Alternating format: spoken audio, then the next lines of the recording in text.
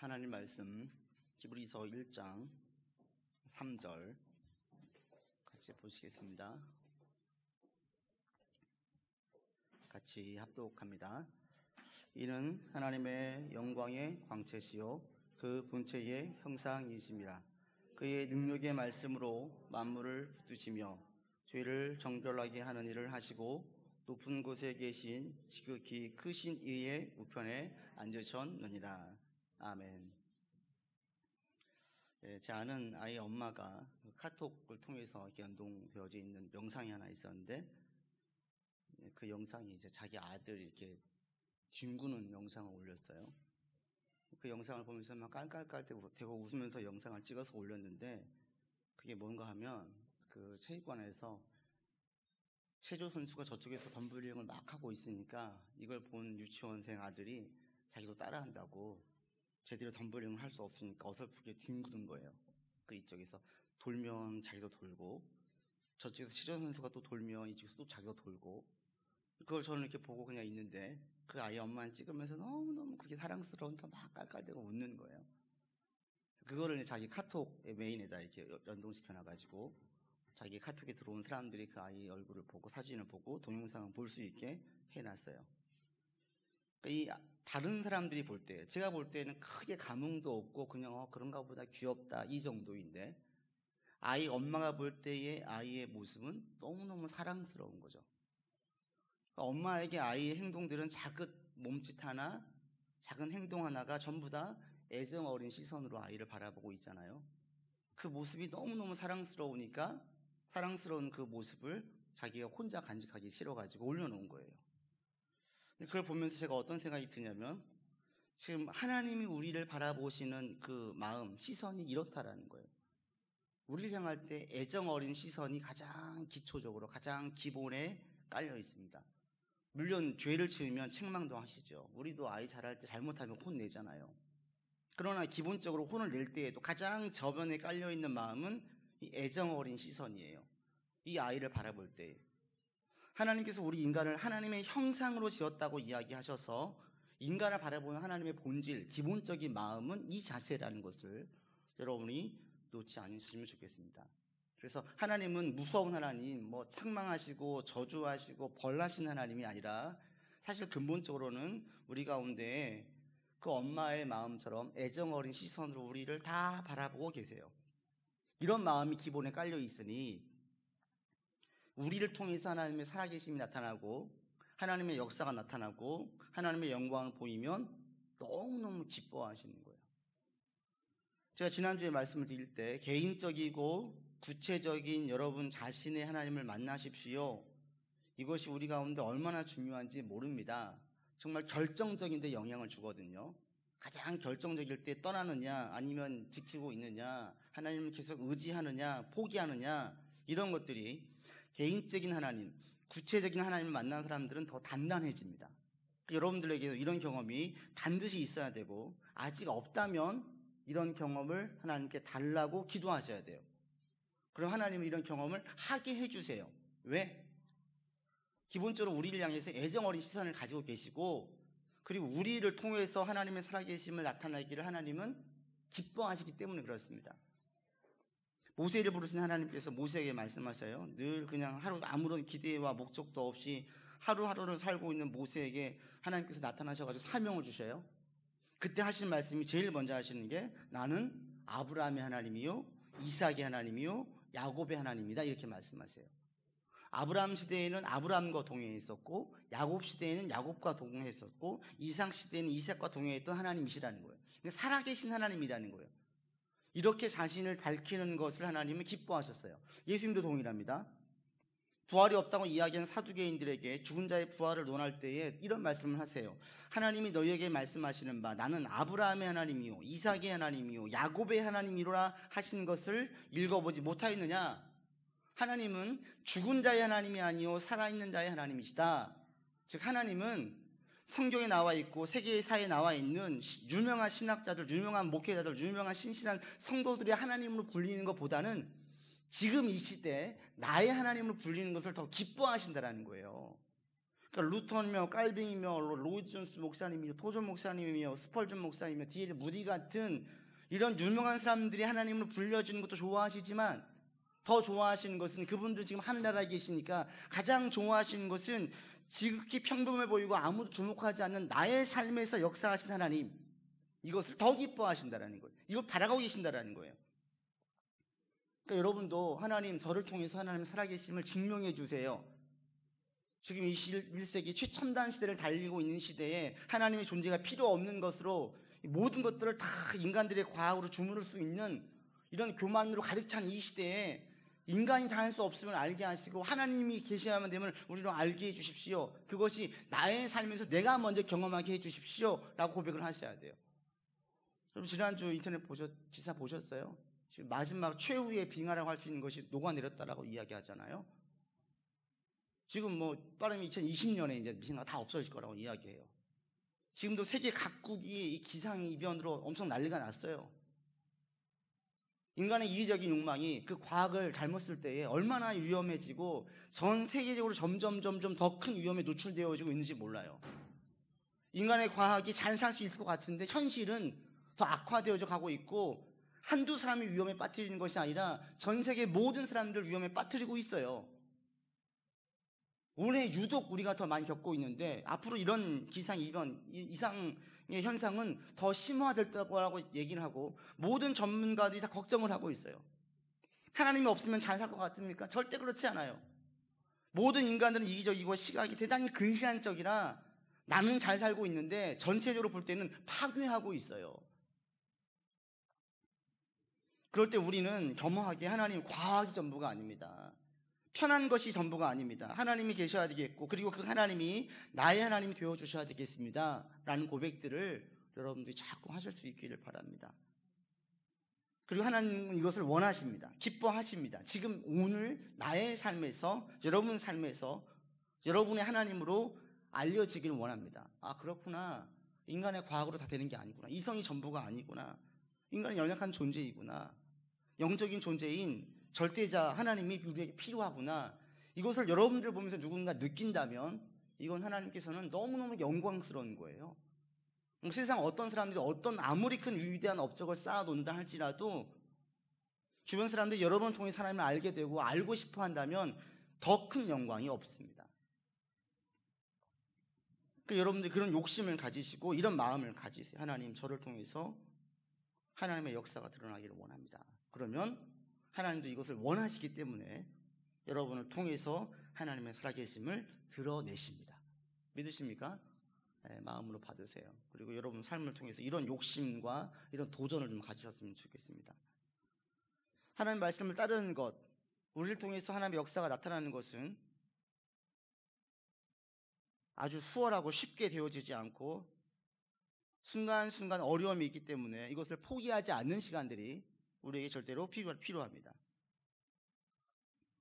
그럴 때 지난주에 말씀을 드릴 때에 절대 말씀을 따르는 것, 신앙을 따르는 걸 포기하지 마십시오. 왜? 포기하지 않아야 될 이유가 지난주 2절의 말씀을 드릴 때에 예수님이 만유의 상속자이시기 때문에, 모든 세계를 창조하셨기 때문에 신앙생활을 하면 할수록 이 세상의 모든 것들의 주인이 인간이 아니라고 말씀을 드렸어요. 여러분들 지난주에 사실 때 그렇게 좀 살아보십시오 라고 말씀을 드렸습니다. 그렇게 고백을 하면서 주님, 제게 있는 모든 것은 주님의 것입니다. 저는 청지기입니다. 이렇게 살아보신 분들은 알겠지만 저도 지난 한 주 다시 한번 이걸 의식하면서 일부러 밥 먹을 때, 잠잘 때 이런 고백을 더 했어요. 그럴 때 제 안에 더욱더 확신이 드는 것은, 그래, 이 모든 것들은 내 것이 아니지, 주님 주신 것이지, 나는 맡겨진 청지기이지, 이런 것들이 더욱더 분명하게 되어졌습니다. 이게 내 안에 확신하게 확인되어지면 확인될수록 내 것은 내 것이 아니에요. 내가 자랑할 것도 아니에요. 다 하나님이 주신 거예요. 그러니까 내 안에서 이것들을 막 자랑하려고 하는 것이 아니라 이런 것들을 통해서 하나님의 뜻대로 선한 도구로 쓰고 싶은 마음들이 더욱더 커집니다. 지난주 이런 고백을 하신 분들 계속해서 이런 고백을 좀 하면서 사셨으면 좋겠습니다. 그리고 여러분도 순간순간 이런 기억이 들 때마다 하나님께 이런 고백을 좀 드리면서 사실 수 있기를 바랍니다. 우리가 믿음을 따를 때에 다시 한번 또 하나 포기하지 말아야 될 이유가 오늘 3절에 나와져 있습니다. 3절을 다시 한번 보실까요? 시작. 이는 하나님의 영광의 광채시요 그 본체의 형상이시라.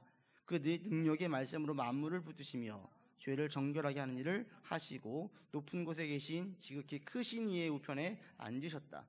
예수님이 어떤 분이시냐? 2절에서는 만유의 상속자이시다. 모든 것이 주님 것입니다 라고 했다면 3절에서 예수님은 어떤 분이시냐면 하나님의 영광의 광채이시기 때문에, 그 본체의 성상이시기 때문에 우리가 포기하지 말아야 한다라고 말씀합니다. 이게 무슨 얘기냐면 영광의 광채는 태양이 빛을 발하는 것을 생각하시면 돼요.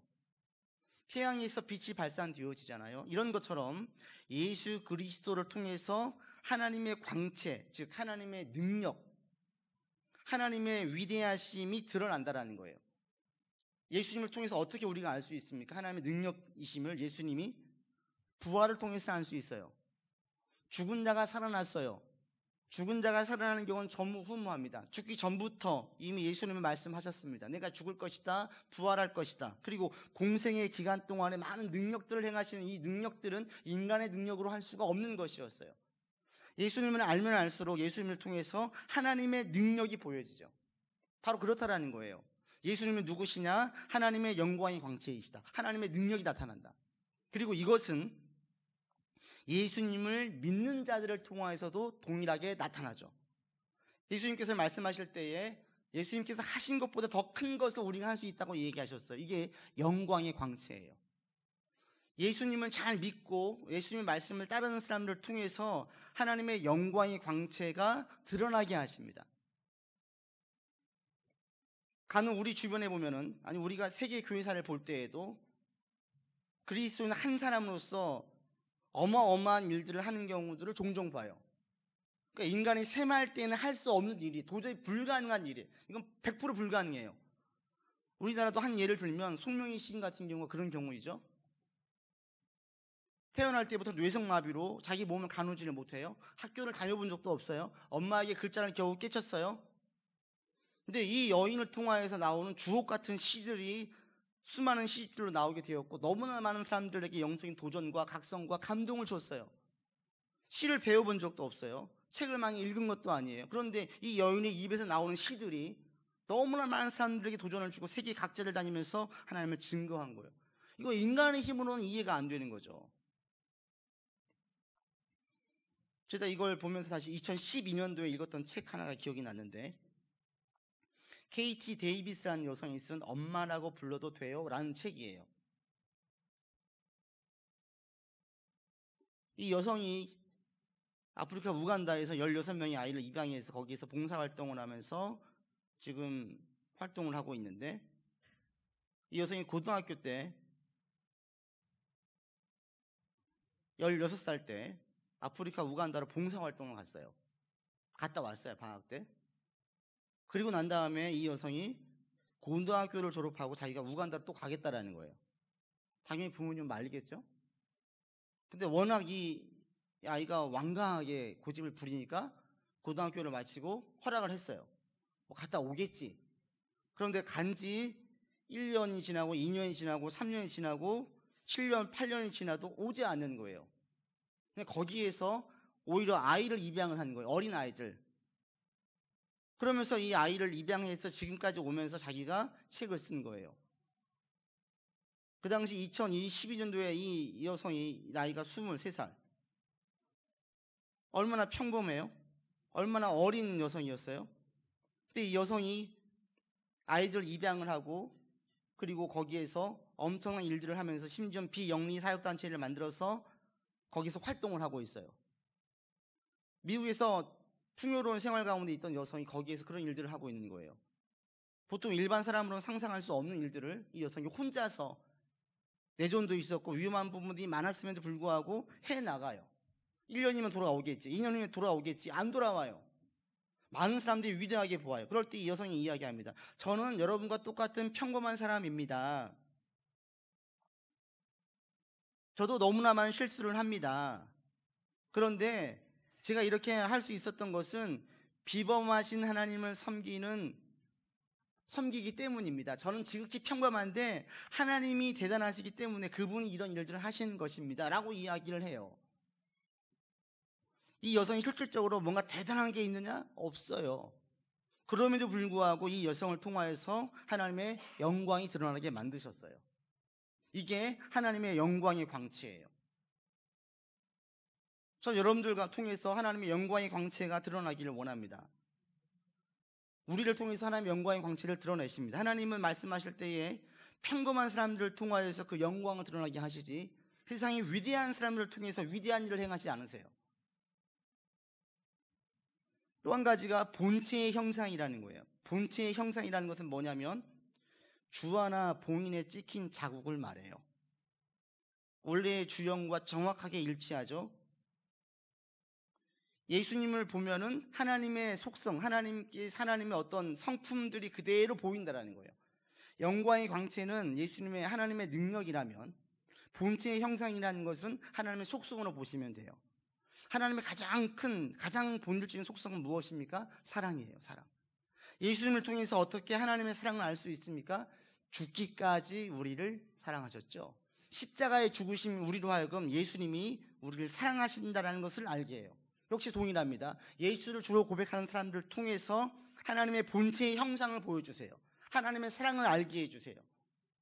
딱 떠오르는 인물이 손영원 목사님이시죠. 자기 아들들을 죽인 자를 양자로 삼았어요. 양아들로 입양된 안재선 씨는 오랫동안 의심의 시선을 거두지를 않았습니다. 목사이니까 뭐가 있겠지. 순수함으로 아니겠지. 오랫동안 의심의 시선으로 바라보았는데 결국은 꼬꾸라졌어요. 손영원 목사님 자기를 대할 때 진실되게 아들처럼 대하는 것을 보고 자기가 굴복하지 않을 수 없었던 거예요. 이게 어떻게 가능해요? 이게 일반 상식으로 가능해요? 내 아들을 죽인 자를 내가 아들로 삼을 수 있어요? 그 죽인 사람을 볼 때마다 내 아들들이 떠오르지 않겠어요? 실질적으로 수정원 목사님의 따님이 간증하고 다닐 때마다 너무너무 싫었다고 이야기해요. 너무너무 아버지가 원망스러웠다는 거예요. 그래 그냥 미워하지 않고 놔줄 수 있는데 어떻게 늘 같이 한 식탁에서 밥을 먹으면서 계속 마주 봐야 되냐 이거예요. 내 오빠들을 죽인 남자를 내가 어떻게 오빠라고 부를 수 있냐 이거예요. 그렇지 않겠어요? 아버지 이게 어떻게 가능했을까? 인간으로는 안 되죠. 그분에게서 하나님의 사랑의 속성이 나타나는 거예요. 이게 본체의 형상이에요.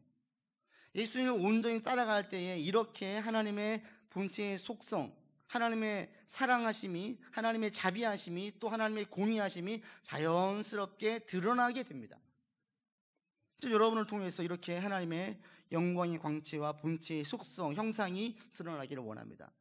그러면 자연스럽게 우리를 통해서 하나님 계심을 알게 돼요.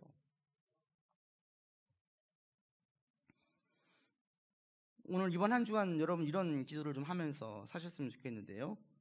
하나님의 영광의 광채가 저를 통해서 드러나기를 원합니다. 하나님의 본체의 형상이 저를 통해서 드러나기를 원합니다. 라고 여러분 기도하면서 이번 한 주간 사실 수 있기를 바랍니다. 이런 영광의 광채, 본체의 형상이 우리를 통해서 드러나기 위해선 절대로 필요한 게 있습니다. 믿는 것, 마음으로 받아들이는 것은 안 됩니다. 부족해요. 절대로 필요한 게 한 가지 있는데 그게 뭐냐면 순종이에요. 순종. 따르는 거예요. 앞서 말씀드린 이 KT 데이비스가 일반 사람들과의 가장 큰 차이가 뭔지 아세요? 이 여성이 그렇게 이야기를 했어요. 제가 여러분과 다른 건 아무것도 없습니다. 저도 실수 너무나 많이 하고 너무나 부족한 평범한 아가씨입니다. 그런데 만약 그래도 제게 한 가지 차이가 있다면 저는 늘 하나님께 순종하려고 했다는 거, 이게 특별하다면 특별할 겁니다 라고 얘기를 해요. 제가 볼 때 핵심은 여기에 있어요. 누군가를 통해서 하나님의 영광이 드러나고 하나님의 속성이 드러나기 위해서는 절대로 필요한 게 뭐냐면 순종이에요. 따름이에요. 행함이에요. 순종이 없이는, 따름이 없이는 하나님의 이 영광이 드러날 수가 없어요. 집에서 그렇게 말렸어요. 모든 아이들처럼 평범하게 대학교 가서 그냥 살아라. 네가 지금 10대 때 다녀온 그 즉흥적인 그 감동을 가지고 일평생 살 수 없다. 말렸어요. 근데 워낙 고집 부리니까 보냈어요. 근데 이 아가씨가 갔던 이유는 자기 고집이 아니었어요. 계속 기도하고 그때 이후로 신앙생활을 하면 할수록 여기서 안락한 생활이 자기한테 만족을 주지 못해요. 하나님 주신 마음을 따라서 순종함으로 거기로 갔어요. 한 명씩 두 명씩 필요가 보이고 입양을 했어요.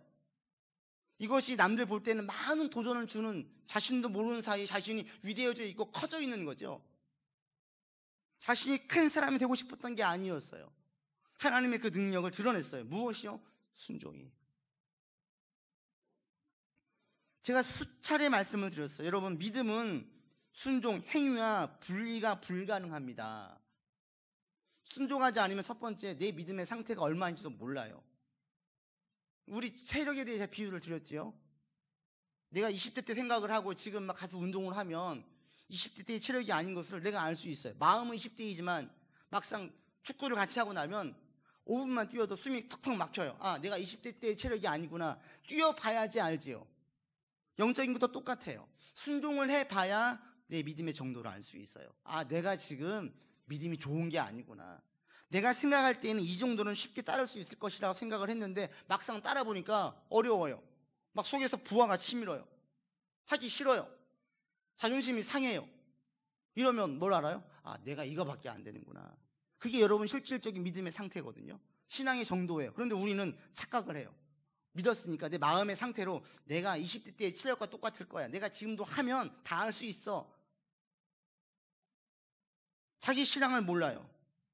그리고 더 중요한 것은 뭐냐면 순종하지 않으면 능력이 나타나질 않아요. 여러분, 그 주보에 제가 오늘 그 무관심 속에 방치되면 이런 그 내용을 토조 목사님의 글을 썼는데 거기 한번 보세요. 똑같아요. 제가 읽어볼게요. 아무도 손대지 않고 선반 위에 그대로 내버려둔 약은 누구의 병도 고치지 못한다. 아무도 꺼내 먹지 않고 냉장고에 처박아둔 음식은 그 누구에게도 영양분을 공급하지 못한다. 스위치를 켜지 않은 난로는 그 누구의 몸도 따뜻하게 해주지 못한다. 성령이 영양분이고 빛이고 따뜻한 열이요 영혼의 약이지만 무관심 속에 방치되면 누구에게도 유익을 주지 못한다. 성경에 진지한 관심을 쏟지 않으면 그리스도께서 인류를 죽으러 이 세상에 오시던 것이 무의미해진다. 그리고 그 뒤에 쭉 내어져 있지만 제가 내용을 길어 쓰지 않았어요. 핵심은 뭐냐면 좋은 말씀, 이 성경 말씀이 우리한테 약이 되기도 하고 영양분이 되기도 하고 열이 되는데 이것은 먹어야지 효과가 있잖아요. 약이라는 게, 음식이라는 게. 말씀을 내가 먹어야 돼. 이 먹는 게 순종이에요. 받는 것, 이해하는 것은 순종이, 이것은 아직 소화한 게 아니에요. 먹는다라는 것은 그것을 따르는 걸 말해요. 삶에 적용하는 것을 말해요. 여러분, 구체적으로 삶에 적용을 해야 나의 신앙 가운데에서 이 능력이 나타나요. 그래서 여러분, 이번 한 주간 자꾸 구체적으로 순종을 하시면 좋겠어요. 말씀을 듣고 참 좋다, 아멘으로 끝나지 마시고 구체적으로 예배를 마치고 집에 돌아가는 순간, 내일 직장에 나가는 순간, 또 교회와는 완전히 다른 환경 속에서 내가 생활하는 그 순간 가운데에 구체적으로 어떻게 말씀을 따를 것인지 고민하셔야 돼요. 내가 가서 어떻게 하지?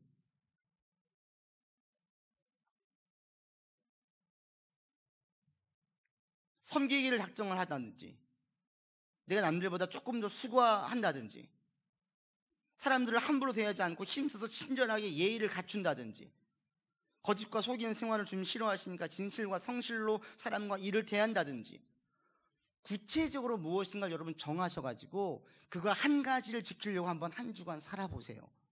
결코 만만치 않아요. 결코. 그리고 그렇게 살아보면, 애를 쓰면, 포기하지 않으면 여러분을 통해서 하나님의 능력이 나타나요. 저 사람은 보니까 진짜 믿는 사람 같다. 따름이 없으면 능력이 나타나지 않아요. 너 교회 다녔어? 이 반응이에요. 이 반응. 전 여러분을 통해서 뭔가 좀 다른다 했더니 너가 교회를 다녀서 그렇구나, 이런 것은 여러분에게 최고의 축복, 칭찬이지 않은가 싶습니다. 그리스도인들은 우리에게 주님께서는 분명한 맛을 내래요. 우리는 색깔이 분명해야 돼요. 흐리멍텅하면 안 되는 거예요. 어디를 갈 때에 여러분들이 그리스도인이라는 것을 분명하게 빛을 발할 수 있어야 돼요. 그 빛은 말씀을 따르면서 나와요. 여러분, 이번 한 주간 구체적으로 내가 어떻게 말씀을 적용할지를 한번 생각해 보세요. 매일 보는 우리 식구들에게 적용을 해도 괜찮고요. 매일 만난 직장 사람들에게 대해도 괜찮고요. 어떤 문제에 대해서도 괜찮아요. 혹여 내가 홀로 있는 시간이 많다면, 홀로 있는 시간, 일의 특성상 홀로 있는 시간이 많다면 혼자 있는 시간에도 말씀을 따를 수 있어요. 가장 좋은 게 혼자 있을 때 부정적인 생각이나 불안이나 염려나 이런 것들이 여러분 지배하지 못하게 만드세요. 이건 다 신앙이 없는 자의 모습이고요. 신앙이 들어가면 부정적인 생각을 할 수 없어요. 무엇인가 의심하고 연구할 때 필요할지 모르겠지만 하나님에 대한 절대적인 신뢰가 우리 가운데 있을 때는 우리의 사고가 부정적인 사고로 가진 않아요. 밝음이 발산되어져요. 그리고 우리 안에 소망과 기대가 있어요. 이것이 계속 내 안에 차곡차곡 쌓이면 어느 날 사람들을 만날 때, 새로운 환경을 접할 때에 이것이 그대로 나와요. 여러분은 이런 사람이 되기를 바랍니다. 그래서 말씀을 순종하셔야 돼요. 근데 제가 이 지난주 토조 목사님 책을 읽다가 또 한 가지 깨달은 게, 왜 오늘날 많은 사람들이 그런데 순종하지 못할까? 제가 읽는 책 중에 또 한 권에서 어느 목사님이 그렇게 한국 이 교회를 진단을 했어요. 교인들이 많지만 실질적으로 하나님을 따르는 사람들, 순종하는 사람들은 너무 적습니다. 저는 이 진단에 동의를 해요. 교회를 다니는 사람들은 많은데 하나님을 따르고 순종하는 사람들은 적어요. 근데 왜 적을까? 토조 목사님이 아주 좋은 이 말씀을 딱 주셨어요. 제가 이 말씀을 딱 들을 때 맞다, 이거다 했어요. 왜 오늘날은 많은 사람들이 순종하지 못할까? 토조 목사님이 그 이유를 밝히기를, 그 이유는 사람들이 하나님을 의지하지 않기 때문이에요. 의지하지 않기 때문에. 믿음이, 우리가 마음으로 믿는 믿음이 하나님을 의지해야 되고, 이 의지가 순종을 낳게 만들어요. 그냥 순종해야지가 순종으로 안 가요. 의지하는 마음이 순종으로 이어져요. 의지한다는 게 뭐예요? 여러분, 누군가를 의지할 때를 한번 떠올려 보세요. 가장 손쉽게 내가 누군가 의지되는 사람을 볼 때에 어떤 반응을 보입니까? 제일 첫 번째 보이는 반응은 내게 있는 속마음을 다 털어놔요. 내가 진짜 믿을 만한 사람에게 내 속 얘기를 해요. 어제도 갑자기 12시 넘어서 누군가한테 전화가 왔어요. 막 울면서 전화를 해가지고 거의 한 1시간가량 통화를 했어요. 자기는 지금 너무 힘든 거예요. 너무 힘들어요. 근데 자기가 전화할 사람이 없더래요. 그래서 고맙다 그랬어요. 그래, 잘했다 해서 이야기를 들어주고 한참을 이야기한 다음에 안정을 지키고 말씀을 권면해주고 마쳤어요. 제게 왜 전화를 해요? 저를 의지를 하니까. 아직 자기 믿음이 약해요. 누군가한테 의지를 해야 되겠는데, 속 얘기를 해야 되겠는데 할 사람이 없어요. 그러니까 가장 의지가 되는 사람에게 전화를 한 거예요. 감사하죠? 우리는 누군가에게 힘들고 어려우면 가장 먼저 내가 의지할 만한 사람에게 내 속 얘기를 해요. 신실한 그리스도인들, 순종하는 신앙인들에게는 이런 공통점이 있는데, 자기 속마음을 가장 먼저 누구한테 풀어내냐면 하나님께 풀어내요. 여러분들이 그랬으면 좋겠어요. 우리가 살면서 힘들고 속상하고 어려울 때가 있잖아요. 그럴 때에 세상 사람들은 다 사람에게 풀어내죠. 어떤 사람들은 뭐 게임을 한다든지 여행을 간다든지 이걸로 풀려고 하지요. 그런데 신실한 그리스도인들, 순종하는 그리스도인들은 전부 공통점이 뭐냐면, 이것을 누구한테 먼저 이야기하냐면 하나님께 이야기해요. 하나님께 아뢰요. 하나님, 지금 제가 너무 속상해요. 하나님, 제가 지금 누구 때문에, 어떤 문제 때문에 너무나 화가 나요. 하나님께 이야기를 해요. 그래도 화가 풀리지 않고, 그래도 속 답답하면 신실한 사람들에게 얘기를 하죠. 그러나 제일 첫 번째 먼저 이야기하는 분은 하나님이세요. 여러분, 이렇게 하나님을 의지했으면 좋겠습니다. 힘들고 어려운 일 있으세요? 누구 때문에 속상하세요? 당장 누군가한테 전화해가지고 화풀이 하지 마시고 잠깐 기도하세요. 하나님, 제가 지금 누구 때문에 너무너무 속이 상합니다. 이게 의지고요. 이런 의지가 순종으로 이어집니다. 또 하나, 의지를 할 때 우리가 어떤 반응을 보여요? 의지하는 사람에게 내 문제가 있을 때 조언을 구해요. 속마음을 풀어낼 뿐 아니라 내 문제를 상담을 하고 상의를 해요. 저도 이런 상의를 많이 받으면서 제가 느끼는 게 정말 제가 더 세상의 지혜도 좀 있어야 되겠다는 생각들을 참 많이 합니다. 제가 잘못 조언해주면 안 되잖아요. 하나님을 의지하고 순종하는 사람들에게서 이 모습이 그대로 나타납니다. 문제가 딱 터지면 이거 어떻게 하지 않아요. 순종하는 그리스도인의 특징은 문제가 딱 터지면 잠깐 기도해요. 하나님, 이 문제를 제가 어떻게 해야 될까요? 성경에 나와 있는 신실한 그리스도인들, 하나님의 영광과 하나님의 어떤 본체의 형상이 드러나는 사람들 보세요. 다 이래요. 문제가 딱 터지면 여호와를 의지하여, 하나님을 기억하여, 하나님을 떠올려서, 하나님을 의식해서 먼저 그 문제를 봐요. 하나님이 내 아버지시지, 하나님 나를 도와주시지, 하나님 나와 함께 하시지, 이것을 전제하고 문제를 보는 사람과 내 혼자 벌벌대는 사람과 하늘과 땅 차이예요. 아이들이 왜 그렇게 자신이 있어요? 부모님이 있으니까 자신이 있는 거예요. 부모가 없으면 불안해해요. 부모가 옆에 있다라는 것, 내 편이라는 것과 부모가 안 계신 이 부재와는 반응이 완전히 달라요. 신앙에도 똑같습니다. 순종하는 그리스도인들, 하나님의 영광과 능력이 드러나는 사람들에게는 이게 있어요. 문제가 딱 터지면 가장 먼저 속으로 잠깐 기도해요. 하나님, 이거 어떻게 할까요? 그 다음에 내가 문제를 해결해 나가려고 합니다. 하나님이 속 시원히 답을 주지 않아도 자꾸 물어요. 저는 여러분들이 하나님께 자꾸 묻는 분들 됐으면 좋겠습니다. 문제가 딱 생기면 바로 전화해가지고 누구한테 얘기하지 마시고, 문제가 딱 터지면 하나님, 이거 어떻게 할까요? 어떻게 하는 게 좋을까요? 묻고 또 물어보세요. 이게 의지예요. 이 의지가 순종을 낳아요. 이 순종이 영광이 드러나게 만듭니다. 그리고 또 하나, 의지하는 사람들이 나타나는 특징이 크게 하나 있는데, 그게 뭐냐면 진짜 이 의지가 되는 사람이 있으면 자꾸 그 사람 옆에 있으려고 해요. 수시로 전화해요. 수시로 가까이 두고 싶어 해요. 전 이것을 우리 집에서 매일 봐요. 매일. 아이들은 쌍둥이는 엄마한테 껌딱지예요. 껌딱지. 이렇게 자고 있으면 이렇게 따라와요. 반대로 자면 또 이렇게 와 있어요. 무슨 자석과 철 같아요. 어린아이들에게는 엄마와 아빠의 존재는 철저하게 의지의 대상이에요. 의지의 대상은 가까이 있고 싶어 해요. 좀 커지면 덜 의지하며 친구로 가지요. 의지하는 사람이 있으면 가까이 있고 싶어 하듯이 순종하는 그리스도인들은 하나님을 자꾸 찾아가려고 하고 자꾸 하나님 가까이 가려고 해요. 그래서 순종하는 그리스도인들은 예배를 귀히 여기고 말씀을 가까이 하고 시간 있으면 신앙서적을 펴서 읽고 하나님의 성품과 하나님의 하신 일과 하나님의 속성을 자꾸 곱씹어요. 홀로 있을 때 찬송하면서 마음을 하나님께 다 쏟아내고 흥얼거려요. 이런 공통점이 있어요. 야고보서 4장에서 이렇게 말씀합니다. 하나님을 가까이 하라. 그리하면 너희를 가까이 하시리라. 하나님을 가까이 하는 사람에게 하나님께서 가까이 해주세요. 어떤 상황에서도 하나님을 가까이 하는 여러분 되기를 바랍니다. 아무리 바쁘고 아무리 힘들고 아무리 상황이 안 돼도 하나님 가까이 하지 못한다는 것은 다 핑계예요. 핑계.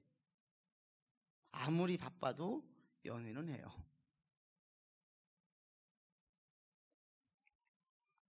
아무리 바빠도 하나님을 가까이 할 수 있는 시간이 없지 않아요.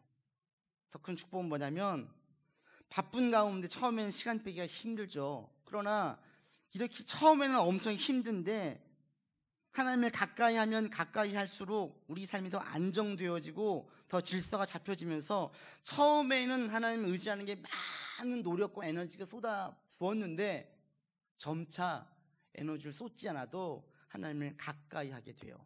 왜냐하면 삶이 안정적이고 질서가 잡히기 때문에 그렇습니다.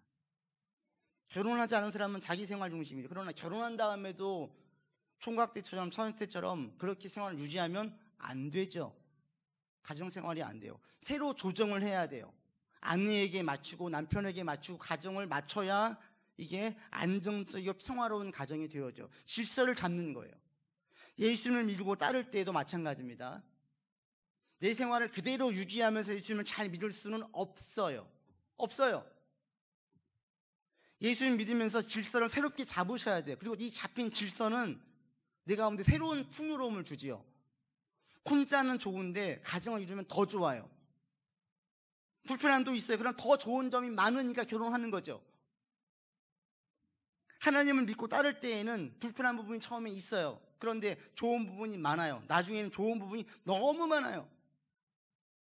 바쁜 거는 핑계예요. 감리교 창시자인 요한 웨슬리, 찰스 웨슬리 형제가 있습니다. 이들의 어머니가 수산나 웨슬리라고 하는 분인데, 이 웨슬리 형제가 몇 번째 아들이냐면 이 수산나 웨슬리의 18번째, 19번째 아들이에요. 19남매를 낳았어요. 어마어마하지 않아요? 1600년대거든요. 세탁기가 있습니까? 따뜻한 물이 나옵니까? 19남매를 키우는데 거기 지역에서도 자자했대요.